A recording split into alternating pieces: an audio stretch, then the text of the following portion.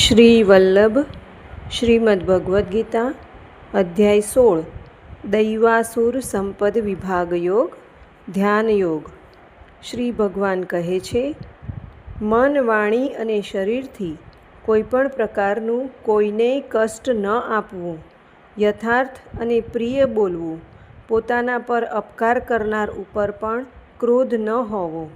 કર્મોમાં કર્તાપણાના અભિમાનનો ત્યાગ, અંતઃકરણની ઉપરતી એટલે કે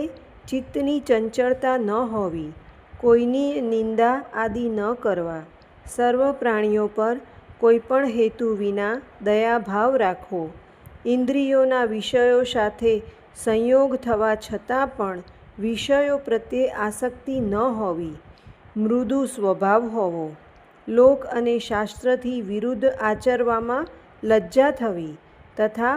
વ્યર્થ ચેષ્ટાઓ ન થવી, તેજ, ક્ષમા, ધૈર્ય,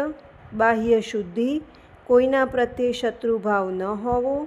પોતાનામાં પૂજ્યતાનું અભિમાન ન હોવું, આ સઘળા દૈવી સંપદાને લઈને જન્મેલા માણસના લક્ષણો છે। દંભ, ઘમંડ, અભિમાન, ક્રોધ, કઠોરતા અને વળી અજ્ઞાન, આ સઘળા આસુરી સંપદાને લઈને જન્મેલા માણસના લક્ષણો છે। કામ, ક્રોધ તથા લોભ, આ ત્રણ જાતના નરકના દ્વાર આત્માનો નાશ કરનારા એટલે કે એને અધોગતિએ લઈ જનારા છે, માટે આ ત્રણેયને ત્યજી દેવા જોઈએ।